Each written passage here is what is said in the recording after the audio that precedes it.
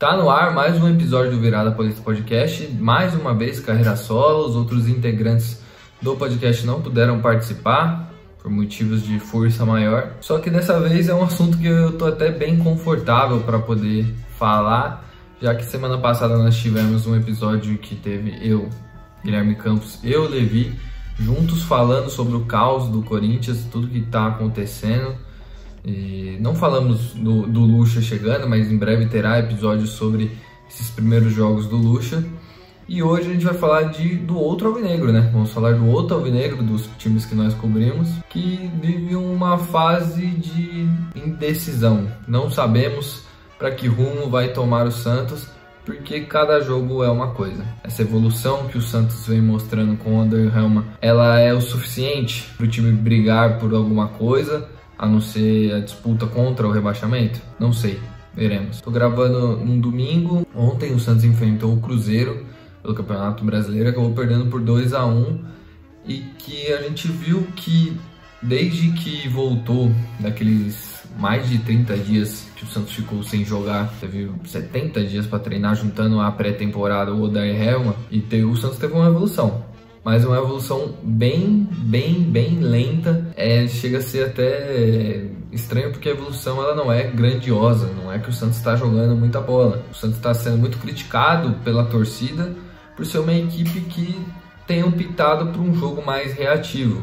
E eu não acho que isso é de todo ruim. O Odair, ele já tinha essa característica, nós sabemos, de internacional, a torcida internacional reclamava disso, a torcida do Fluminense reclamava disso. E ele chegou no Santos e ele demorou um pouco para conseguir extrair isso dos atletas que ele tem lá, né? E agora, pelo visto, ele conseguiu fazer com que os jogadores enxergassem a proposta de jogo dele. Não é uma proposta que agrada a torcida. Então vai ficar numa situação de que o time não joga bem, o time não demonstra um futebol visivelmente bonito, é até bem feio, né? Mas se conseguir as vitórias, bom, o torcedor não vai reclamar. Se empatar, se perder, o torcedor vai ficar pedindo outro técnico. Não adianta, não tem o que fazer. O torcedor, ele quer ver o seu time jogando bonito, quer ver o time... E eu entendo esse lado do torcedor, mas eu acho que em alguns momentos a gente tem que parar e analisar a situação de cada equipe. Claro, tem a história do DNA ofensivo, que o Santos tem há muito tempo. É um time que gosta de jogar pra frente, a torcida tá acostumada a ver esse time jogar pra frente, mas a gente tem que parar e analisar. O elenco, ele não é dos melhores. Ele é bem pobre no quesito de criação de jogadas. Mesmo com o Lucas Lima lá, que assinou o contrato e fez 2 jogos muito ruins, é uma equipe que não cria, é uma equipe que joga muito com a transição, tenta jogar muito com a velocidade, se defende e tenta puxar o contra-ataque, que eu não acho errado, mas isso é difícil do torcedor entender. Principalmente nas derrotas e nos empates. O torcedor vai achar ruim, pô, o Santos não tá jogando nada. Quando vencer, beleza, legal, funcionou. Mas o problema é, com esse elenco, vai funcionar sempre? Não sei, tendo a dizer que não. O Santos vai precisar buscar reforços no meio do ano, porque esse elenco tem claras limitações. Fica evidente uma dificuldade extrema de finalização. A gente viu isso no jogo, na maioria dos jogos, mas ficou muito evidente no jogo contra o Newell's Old Boys, que o Santos perde, mas joga bem, joga até melhor que o Newell's, mereceu mais a vitória que o Newell's. A diferença é que o Newell's não teve grandes oportunidades, a única oportunidade que teve, botou para o fundo do gol e fez 1-0. E aí acabou conquistando a vitória e deixando o Santos numa situação complicada na Sul-Americana. O Santos teve várias chances, teve a mais clara com o Lucas Braga, que, desculpa, não pode perder um gol daquele, um jogador profissional praticamente dentro da pequena área, não pode perder um gol desse. É um gol que, pô, é só empurrar a bola pra dentro, por mais que a bola esteja em velocidade e tal, não interessa, não pode perder um gol daquele. O Lucas Braga, que depois que voltou da sua lesão, voltou muito mal, mas... é assim, o time não sabe chutar, o time dificilmente cria chances sem ser de contra-ataque, sem ser em situações de velocidade, né? E, bom, isso é preocupante, porque aí quando vai jogar em sua casa contra equipes que não têm qualidade, talvez uma qualidade técnica inferior à do Santos, o Santos vai ter que propor jogo. Como teve que propor jogo contra o Audax Italiano, e não conseguiu, simplesmente não conseguiu. O O Santos não conseguiu fazer nada diante do Audax Italiano. Tanto que o jogo acabou 0 a 0 e perdeu 2 pontos importantíssimos. Ainda mais depois da derrota, se tornou mais importante depois da derrota para o Nils. E agora o Santos vai viver esse marasmo aí. Uma situação em que, pô, se a gente analisar, vê uma evolução. Até é possível se notar uma evolução. Mas é complicadíssimo, para falar a verdade, quando perde, porque todo esse papo de evolução vai pro ralo, porque como o Ademir Quintino, jornalista que cobre o Santos há muitos e muitos anos, falou, o campeonato não é de desempenho, o campeonato é de pontos. O Santos precisa somar pontos, e somar pontos contra equipes que provavelmente vão brigar lá embaixo. O Cruzeiro tá lá em cima agora, mas a tendência é que o Cruzeiro brigue do meio da tabela para baixo. Não acredito que o Cruzeiro vai ser campeão brasileiro, né? Acho que talvez não chegue nem perto, mas no começo desse campeonato o Botafogo tá lá em cima e o Cruzeiro também, né? Mas o Palmeiras já tá chegando. Então, pô, é uma situação complicada. O Santos precisa somar pontos. Poderia... E o problema não é, perdeu, tá perdendo pontos para times como o Cruzeiro. É perdeu jogando da forma como jogou. Fez um bom jogo contra o Cruzeiro, não deixou o Cruzeiro tomar conta do jogo. O Cruzeiro não amassou o Santos em problema nenhum, em momento nenhum. O Cruzeiro não amassou o Santos em momento nenhum. Mas, pô, lances individuais fazem com que o Santos acaba perdendo esses pontos. Erros individuais. E é isso que acontece, mesmo quando a equipe está ajustada, tem um padrão que é bom, que até está funcionando, mas que, pô, não funciona tanto lá na frente, desperdiça muitos gols. Uma hora, esses jogadores de qualidade técnica baixa, eles vão falhar. Não tem o que dizer, eles vão falhar. Vão falhar porque eles não têm uma qualidade técnica boa. Então, em algum momento do jogo, essa baixa qualidade técnica ela vai ficar exposta. E se a gente for pegar nos últimos jogos do Santos que o Santos perdeu, basicamente foi isso. Falha contra o Grêmio na marcação. Claro, o João Paulo também ajudou um pouco naquele gol. News Old Boys, pô, o João Paulo sai mal. Só que o João Paulo tá numa fase muito ruim, mas ele é um dos melhores jogadores do time, com certeza. Teve falha nesse jogo contra o Cruzeiro, falhou. Mas, pô, a liberdade com que os adversários têm para achar espaços nas costas dos laterais do Santos é impressionante. O Santos não pode dar tanto espaço assim. Pô, se a gente for analisar o gol dos News Old Boys, o João Paulo sai errado, beleza. O Natan ele fica parado olhando para a bola. Ele fica parado, ele não vai em cima, o jogador tem liberdade para jogar a bola na área de novo. E a bola acaba voltando para dentro da área do Santos e acaba saindo o gol. Contra o Cruzeiro no sábado, uma bola que o Lucas Pires não tá vendo o Ramiro entrando dentro da área livre, ele tá muito, muito longe porque tá olhando para a bola. Não, um jogador que tem característica defensiva não consegue fazer isso e pelo que parece não tem treino, não tem treinador que dê jeito nisso. O Ramiro entra dentro da área livre, cruza nas costas do Natan, que é o outro lateral que vai fechar o meio e ver só a bola, não ver o Wesley chegando nas costas dele. Então, assim, é muito, muito complicado. E o segundo gol, pô, parecidíssimo, né?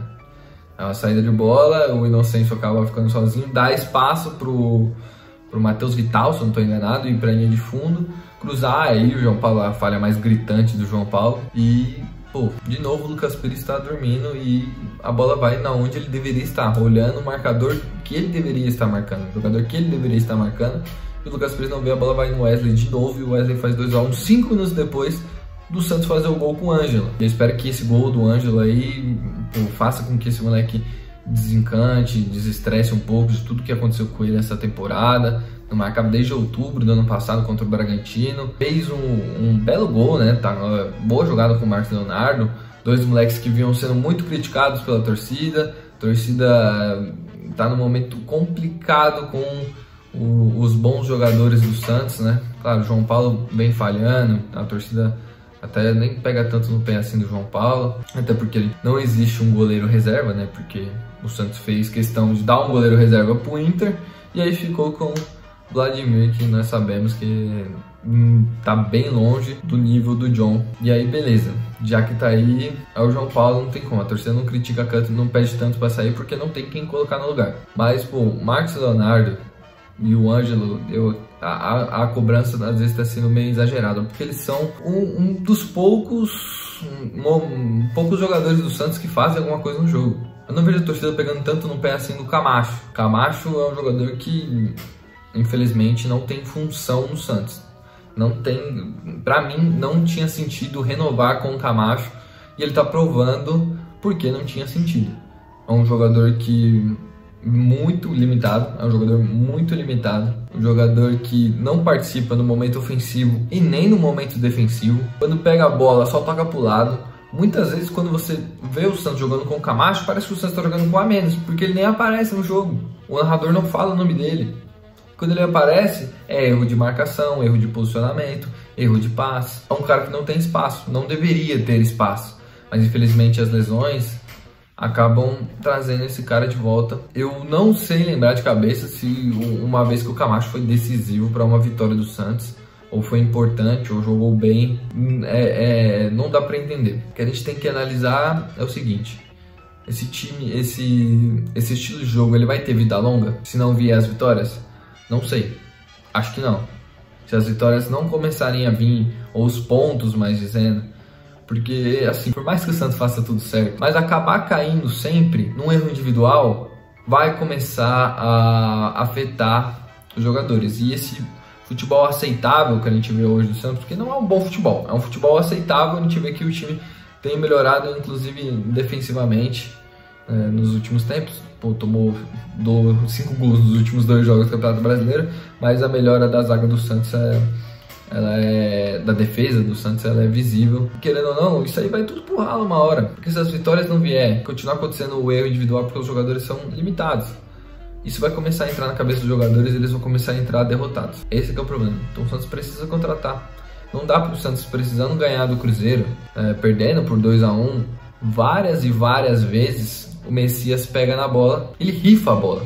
Ele nem tenta armar, e ele tinha espaço, ele tinha um passe simples, um passe fácil pro Inocêncio ou pro Joaquim. Não importa. Ele pega, mete o canudo na bola. Tem hora que isso é ótimo, ele reconhece a limitação dele, ele sabe que ele não é um zagueiro técnico. Mas, pô, calma, parece que tá no automático, parece que que pegou a bola, pingou na frente dele, ele desespero.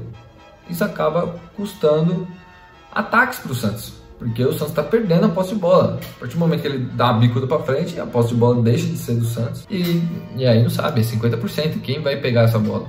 Às vezes vai pro do time, às vezes o Santos consegue recuperar. Mas aí deixa de ter a posse de bola muito facilmente. Coisas que ele poderia, às vezes eu sou favorável que ele chute mesmo. Situações de tipo perigo, tal, pressionado, chuta. Mas nesse jogo contra o Cruzeiro ficou evidente algumas vezes, que ele poderia sim sair jogando ou tocar um passe simples. E ele não, para mim, não é um zagueiro para ser titular do Santos. É que ele encaixou com o Bauerman, e aí não faz sentido você tirar uma dupla que está encaixada. Mas claramente ele não tem nível técnico para estar no Santos. E aí, voltando ao assunto, o Santos vai precisar contratar.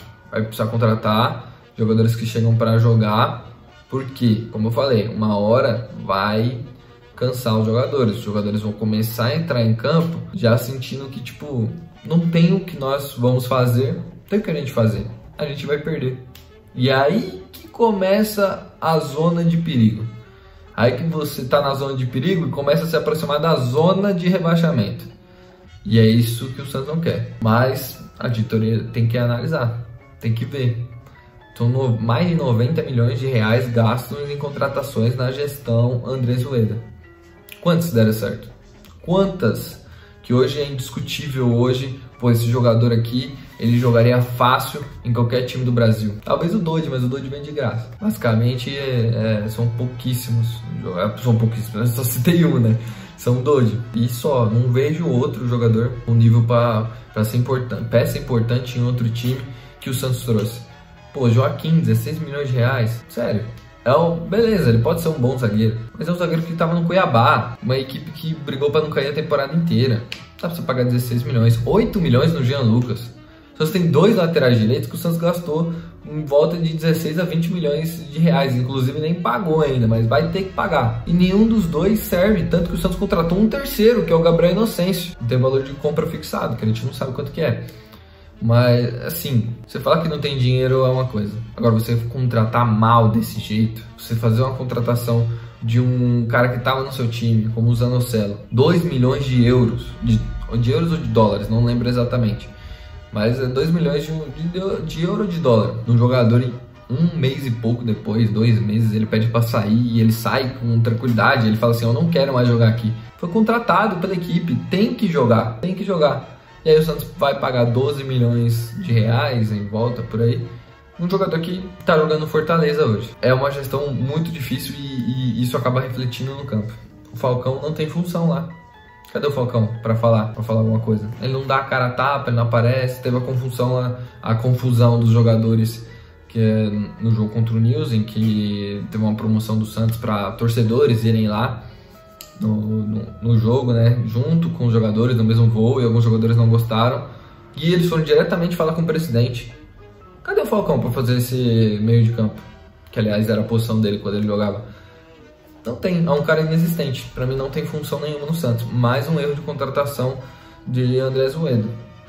Falcão, um cara que não dá para entender qual é a função dele lá. Para encerrar, eu acho que a gente tem que falar de algumas coisas do amadorismo. Bom, e outra situação que aconteceu recentemente foi o Santos precisando de um cara para pôr no banco contra o News Old Boys.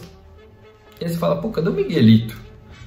E aí o Miguelito tá onde? O Miguelito tava sendo jurado de um concurso de beleza da Unisanta, que é uma universidade de Santos. Dos jogos da Unisanta. Pô, mano, não dá. O Santos perdendo pro News Old Boys, precisando de um cara pra entrar, pra mudar, um cara habilidoso como o Miguelito. Poderia ser o jogo do cara, a gente não sabe. Por quê? Porque ele tava sendo jurado nos jogos da Unisanta. Então é muito amadorismo. É uma situação muito complicada, e eu repeti isso várias vezes, porque foge as palavras da mente. É um time difícil, um time que a gente não sabe pra onde tem rumo. Porque na vitória a gente fala, pô, até dá pra competir, hein? Dá pra competir com esse time. Mas na derrota a gente vê que esse time é doído. Esse time é sofrido. E que esse ano vai ser bem complicado. E torcer pro Santos não passar pelo pior. Não sei se com o Odair, se com outro técnico. Porque se ele continuar com esse desempenho ok, não é bom. Desempenho ok. Ele não amassou nenhum dos adversários nos jogos que o Santos jogou bem. O Santos não amassou, o Santos criou oportunidades, não foi totalmente omisso, não foi dominado. Criou oportunidades, jogou o jogo, disputou. Se não começar a vir as vitórias e parar de vir essas derrotas bobas por erros grotescos, os erros individuais vão acabar custando o cargo do Odair. E aí, vai fazer o quê? Já não vejo mais solução, vai trazer outro técnico no meio da temporada? Vai contratar um monte de jogadores desesperadamente? Felizmente, o Santos foi muito mal planejado. Talvez se tivesse trocado de técnico demorou. E agora está numa situação complicadíssima. Bom, é isso, rapaziada. É um relato aqui sobre o Santos, né? Essa situação do Santos. Não sei se melhora. É um time que a gente não consegue ter previsão. Mas eu espero que vocês tenham gostado aí. Deixa a sua opinião. Se você acha que o Santos tem que fazer o quê? Contratar jogadores? Qual posição? Se o Santos tem que mudar de técnico? Qual seria a sua probabilidade? Só pelo amor de Deus não venha com o Cuca aqui, porque eu já vi gente pedindo, mas acabou de sair do Corinthians com uma situação complicadíssima, né? Uma acusação bem que, né, não dá para considerar esse cara mais como uma opção como técnico. Então, a gente acabou de ver tudo que aconteceu no Corinthians, então não venham com o Cuca aqui nos comentários, venham com outras opções. E é isso aí, tamo junto e falou!